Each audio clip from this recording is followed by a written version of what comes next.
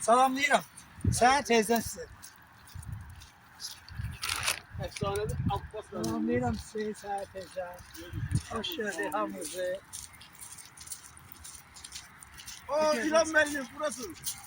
Kimdi İlhan? İlhan Müəllim, İlhan Müəllim. İlhan Müəllim, salamlayıram. Ay, yine buraya. Nurettin dayı bir koşulur. Eşit olsun Nurettin dayı. Alkışı ürəkdə. Bir yanda misafirimiz var teyze. Bir de adı Fərasət müəllim oğlu Abbas Məmməd dostluğuyla. Hem özü fərasətlidir. Bu fərasət də bu dənizə gəldi buraya.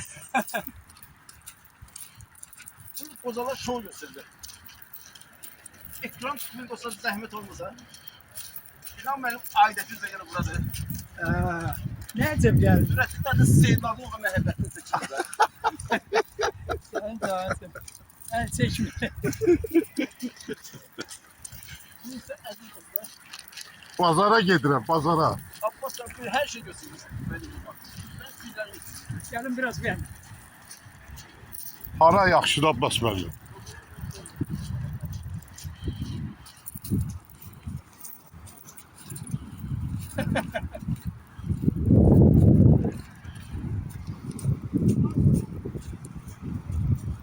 Kapak koy başına.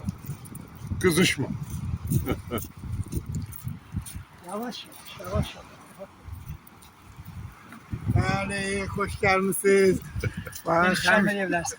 Hər zaman bu cür belə gümrah, sağlam həyat keçirəsiniz. Bax, gözəl, çox gözəl. Sizlə tanış olmağım mənə çox xoş gəlir. Sərəsə.